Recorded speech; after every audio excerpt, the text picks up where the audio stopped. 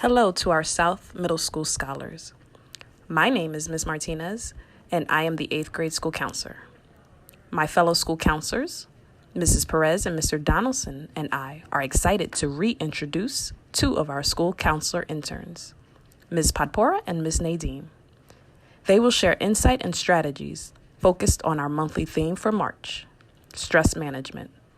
Tune in to our Rethink Ed video titled Stress in Middle School.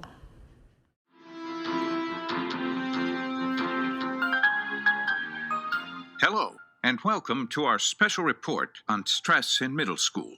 Let's first go live to our reporter on the scene. Hello, I'm here at this local middle school investigating the stress that middle school students are feeling. Can't believe we just got another assignment that's due next week. I haven't even started on the other two yet. And my parents are totally riding me about my grades. Tell me about it. And I've got basketball practice every day after school, too. You guys can use some practice. That loss last week was pretty embarrassing. Yeah, don't remind me. The tweets about how bad we did were brutal. Maybe things are not as chill as they seem. Do you ever feel anxious and overwhelmed? Then you are not alone. Researchers have found that 70% of middle schoolers say they're stressed out. With the pressures of school, friends, families, and social media, it's no wonder that they feel as if they are losing control and unable to cope with all the stress. But here's the good news. Research has also found that using positive coping strategies can help make the difference between feeling overwhelmed and having a meltdown and feeling confident and in control. Let's look at a few positive coping strategies that can provide you with immediate relief from stress and help you maintain self-control. Strategy 1. Pause. When you feel stressed and caught up in a situation, pause. A pause puts space between the stressful situation and how you will react to the situation. It gives you time to think before you act. Strategy 2. Breathe deep. Stop and take a slow and conscious deep breath. Deep breathing can help you calm down. Strategy 3. Use positive self-talk. Think of a phrase that you can say to yourself whenever you need to boost your confidence. Something like, "I've got this," or "I am enough." Positive self-talk helps you to manage your emotions when you feel upset or disappointed. In addition to these positive coping strategies, here are a few things you can do to maintain your overall sense of well-being. Studies show that happy people are better able to manage stress and demonstrate better self-control. Talk to a friend. Journal your thoughts and feelings. Get moving. Get enough sleep. Eat healthy. Help another person.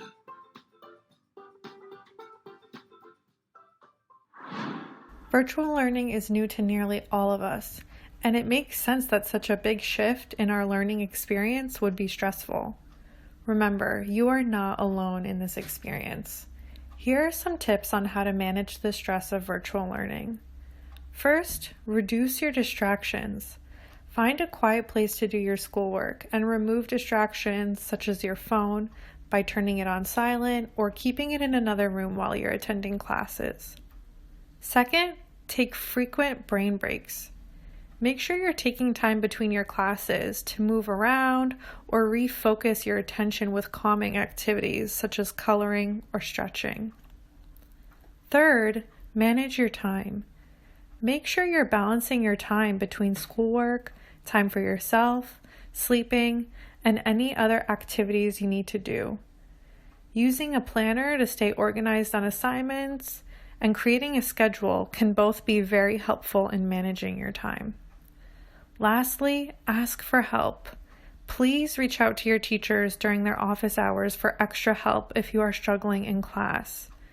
Reach out to friends, family, or your school counselor if you're feeling stressed or overwhelmed and need to talk to someone. Remember, we all need help sometimes, and it's so important to advocate for yourself by asking for help when you need it. Are you ever feeling stressed and not sure what to do to feel better? Try some of these activities at home, such as putting on your favorite music and having a dance party, or immersing yourself in a really good book, or watching a funny video to cheer yourself up. Laughing is a really great way to relieve stress. Talking can help too. So calling a friend or speaking with a family member if you're feeling like you need to vent after a stressful day can be really helpful. Or find a creative outlet such as writing poetry or a song, drawing, photography, or making a video. Being creative helps us to express ourselves, especially when we don't have the words to say how we feel. You can also try looking through happy photos, writing positive messages to yourself, identifying things in life you're grateful for, or having a good laugh by sharing a joke with someone. These are all activities that tend to create a more positive mood and relieve stress. One of the best things we can do to manage stress is make time every day to do something you enjoy. Ms. Patpora, thank you for those awesome tips and tricks and for truly defining how we feel when we're stressed and we have anxiety. So here are some tools for stress management. As you all know, my name is Miss Nadeem. I am one of your guidance interns here at South Middle School. No matter the grade level, 6th, 7th, or 8th, I'm always here to help you and to truly have you succeed in a virtual environment, in a hybrid environment, or whatever it is that you are going through. So today we are here to talk about tools and how we can get you out of that stressful state of mind and feeling that you have lost all control of your grades, of your relationships, of how you feel. So number one is to stay calm. And it's ironic that the first tool I will introduce to you is an app called Calm. Calm is an app you can download on your phone. I believe you can also Google it and it can pop up on your Chromebook. It allows you to meditate. It allows you to listen to soothing sounds. So when you're in a stressful state, your mind is kind of going a mile a minute. It's like you're running and you're not able to stop. You have so many people pulling you in different directions. You have teachers calling home. You have your parents calling you and telling you to do better. You have your counselors trying to talk to you. And it can get really frustrating. We all know the feeling. We all know that we have been through so much, and that the nagging and, we want that to go away. We want all of us to be in a position where we are successful and we're good to go. So tools like the Calm app can slow our heart rate down. It can also get our minds on track. When we're listening to things like the rainfall, it helps us to fall asleep when we're thinking about so many things and what we are going to do the next day, the following day, the weekend. So my first tool for you is to download that app. And if you need any help, please feel free to email me or pull me aside in school and I will help you download this app.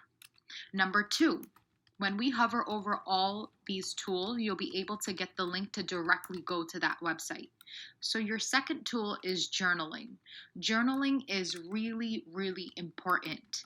Everyone can we can all give an example of a time where we wrote our feelings out or wrote down what our goals were, what we're frustrated about. And this can really help us to visualize and see what is going wrong. What are some things that we can do? What are some things that we are feeling in this moment? Write it down. Sometimes we bottle things up and it allows us to feel really, really tense and our shoulders hurt, our head hurts, our feet hurt, and stress can have these lingering effects. So we want to introduce a healthy way of dealing with it. Your third tool is coloring. So I put coloring, but this can be tailored to your needs. So if you like running, if you like walking, if you like to do yoga, if you like to stretch, if you like to read a book for self-care, it just depends on your personality and the type of person you are and what really helps you to care for yourself. I really like coloring, even as an adult. When I'm having a really stressful day, I like to just grab, a piece of paper. I like to just draw something or write a poem or, just write out my feelings for the day. What am I feeling? Did something go right? Did something go wrong? I like to give myself at least 10 to 15 minutes a day where I'm shutting off the Chromebook, I'm shutting off my phone, and in that moment I'm caring for myself. This can mean you taking a shower, you doing your hair, you getting dressed up, you putting some lip gloss on, you putting a brand new shirt on that your mom or your dad or your grandma or somebody purchased for you over the weekend. Self-care means different things, and it's okay to have a different way of coping. Your fourth tip is reframing your thoughts. This is a big one. So sometimes when we sit down and we're thinking about so many things, all we can think of are the negative. We never credit ourselves and we never tell ourselves that we've made it this far in a pandemic. So ask yourself these questions. What has worked in the past? So comparing quarter one and quarter two to quarter three, you can kind of see your grades either staying the same, changing, or either going down or improving. So really hone in on the positive things. So for example, in English you received a 70 for the first quarter, a 65 for the second quarter, and you're not really sure where you are in the third quarter. Let's talk about that first quarter when you received the 70. What were some of the things that you did that allowed you to receive that 70 and allowed you to feel good about that? Which class or classes do you really enjoy? What is different about these classes? Is it the teacher? Is it the way that you learn? Is it the material? What's really helping you? In 1 week, you were present 3 days but absent 2. What was different on those 3 days? Why were you motivated those 3 days? And how were you motivated those 3 days? So turn your don'ts and your can'ts to I can and I will. And credit yourself because you have been doing this and you are doing this. And last but not least, it's important to define your goals. What is your end goal? When you do not have a clear goal in mind, stress will take over. For example, driving around lost with no set destination or direction. How do you set goals? Are you just getting by each day doing the same things with no excitement? What is your goal and what is the purpose of your goal? Is your goal achievable? Is it true to who you are? These are some important questions and things to take into consideration. And now for some 8th grade announcements. So what's next? We still have time to pass our classes and move on to high school. So let's finish strong and put in that work. If you need any support, please reach out and we will try to work together to figure it out. High school campuses are still going through the application selections and program applications. If the program you chose has an interview process, you should have an interview scheduled, had your interview already, or will be receiving a call for an interview soon. Once all high school selections are finalized, you will receive notification around April of your high school campus for next year. We will go through a Naviance lesson on multiple intelligences and how it relates to careers and your classes for high school. You will then have a chance to fill out a form and discuss options to create a wish list for courses in 9th grade during May and June.